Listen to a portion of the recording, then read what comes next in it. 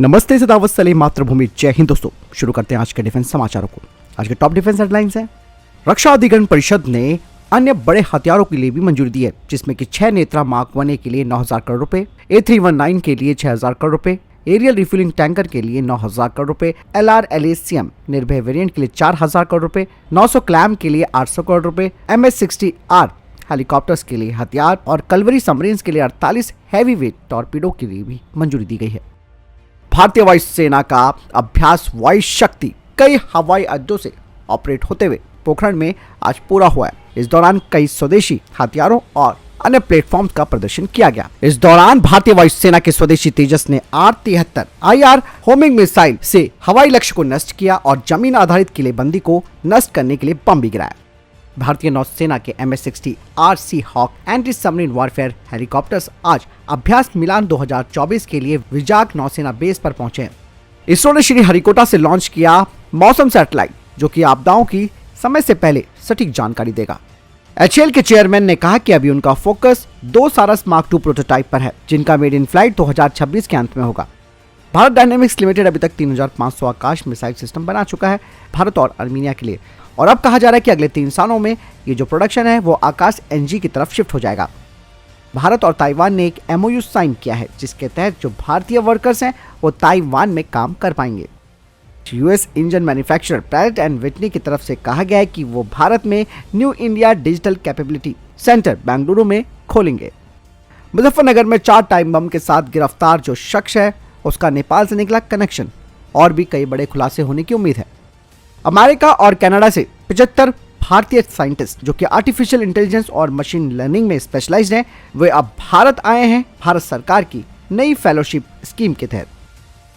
चलिए बढ़ते पहले डिफेंस अपडेट की तरफ। भारतीय सेना अब canister launch anti armour loiter munition system की खरीद करना चाहती है। इस परियोजना के लिए जल्द ही एक ग्लोबल टेंडर लॉन्च किया जाएगा, जिसका उद्देश्य भारतीय सेना के शस्त्रागार को और मजबूत करना है।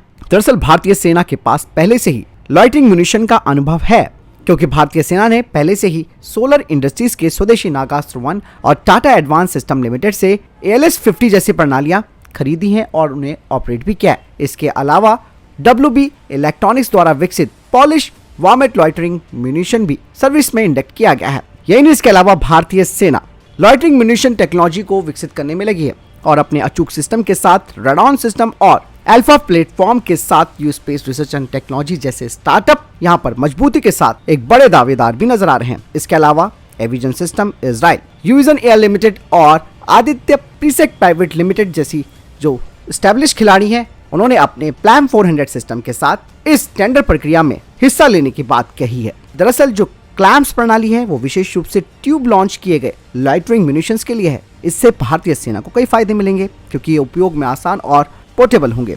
इसके अलावा जो लॉजिस्टिक जटिलता है वो भी कम होगी। साथ ही इस तरीके के लॉइटरिंग म्यूनिशन एनहांस्ड वर्सेटिलिटी के साथ आते हैं। चलिए बढ़ते हैं नेक्स्ट अपडेट की तरफ। दोस्तों, एरोस्पेस के क्षेत्र में भारत आत्मनिर्भरता की दिशा में काफी काम कर रहा है, और इसी दिशा में एक महत्वपूर्ण कदम उठाते हुए PTC इंडस्ट्रीज लिमिटेड और HAL लखनऊ ने एक MOU साइन किया है। ये रणनीतिक साझेदारी टाइटेनियम निकल बेस्ड सुपर एलॉय यानी कि धातु और विशेष स्टील जैसे विमानन ग्रेड कच्चे माल के स्थानीय स्तर पर निर्माण के लिए किया गया है। इसके अलावा इस सहयोग में HAL के विमान और हेलीकॉप्टर प्रोग्राम के लिए महत्वपूर्ण कंपोनेंट्स, पुर्जे, सब असेंबली और लाइन रिप्लेसेबल यूनिट का घरेलू उत्पादन भी शामिल होगा। बढ़ते नेक्स्ट अपडेट की तरफ।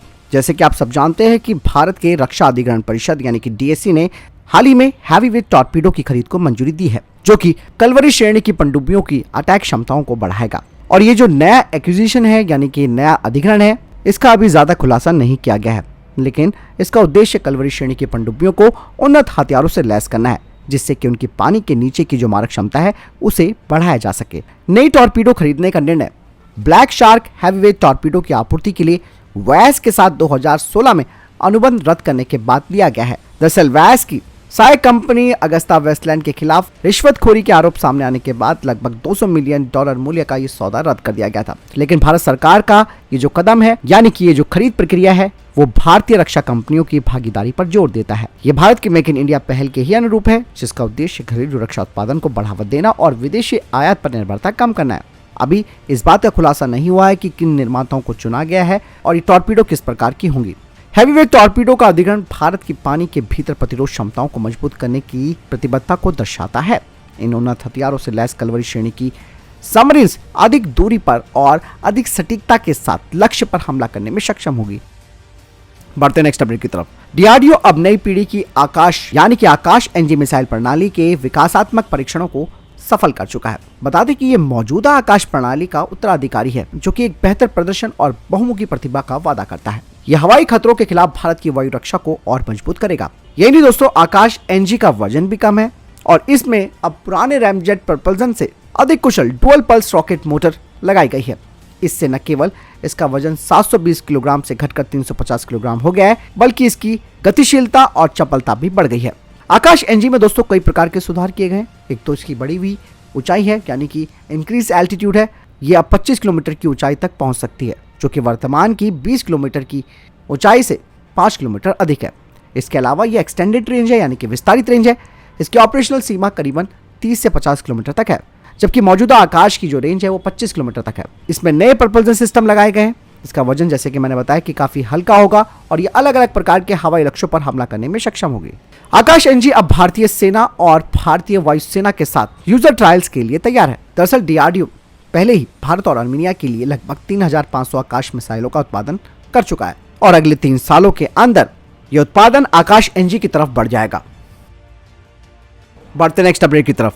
दोस्तों, तुर्की ने भविष्य के विमान वाहक के लिए यानी कि फ्यूचर एयरक्राफ्ट कैरियर के लिए अपना एक नए डिजाइन का अनावरण किया है, जिसमें कि नेवल फाइटर जेट्स भी होंगे।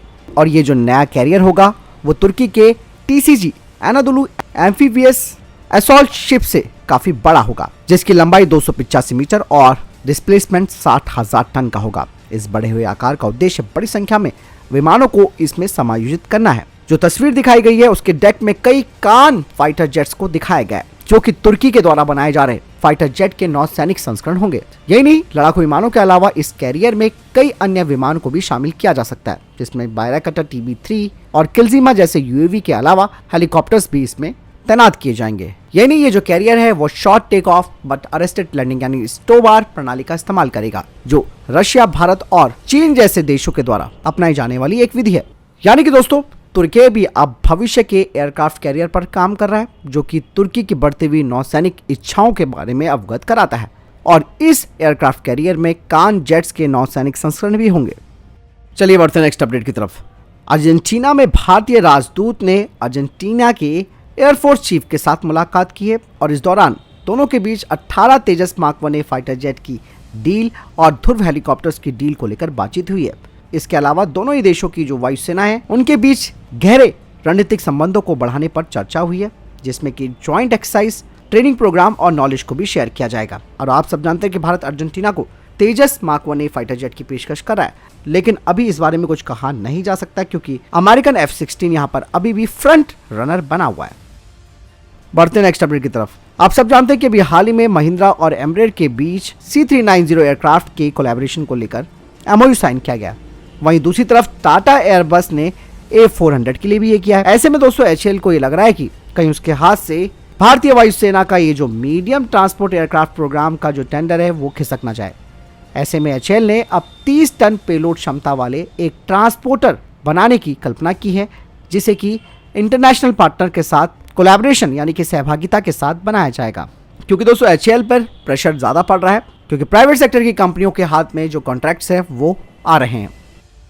चलिए बढ़ते हैं नेक्स्ट अपडेट की तरफ। रशियन सेना को अब advance T-80 BVM main battle tank का नया बैच मिला है। बता दें कि ये जो मॉडर्नाइज T-80 BVM है ये जबरदस्त गतिशीलता और सुरक्षा का दावा करता है, जिससे कि चालक दल की सुरक्षा में भी वृद्धि होती है। इसके अलावा इस टैंक में अतिरिक्त रूफ प्रोटेक्शन मॉड्यूल भी लगाया गया है, जिसे कि कोप केज कहा जाता है। गैस टर्बाइन इंजन के द्वारा संचालित T-80 BVM अलग अलग जलवायु परिस्थितियों में अपनी विश्वसनीयता को भी साबित करता है। T-80 BV main battle tank का एक नया और अत्याधुनिक संस्करण है, जिसे अत्यधिक मोबाइल और अडेप्टेबल बनाया गया है। इसमें 125 mm की 2A46 M4 smooth bore gun लगी है। यही नहीं, T-80 BVM गोला बारूद की एक विस्तृत श्रृंखला को भी ले जा सकता है, जिसमें कि कवच भेदी फिन स्टेबलाइज्ड डिस्कॉर्डिंग सपोर्ट्स यानी कि APFSDS, हीट और उच्च विस्फोटक विखंडन शामिल है। साथ ही इसमें एक कोएक्सेल 7.62 पीकेटी मशीन गन लगाई गई है और इसमें एक 12.7 mm की NSVT anti aircraft machine gun भी माउंट की गई है, जो कि इसके टर्रेट के रूप में है। इसके अलावा ये टैंक 8 स्मोक ग्रेनेड डिस्चार्जर से लैस है।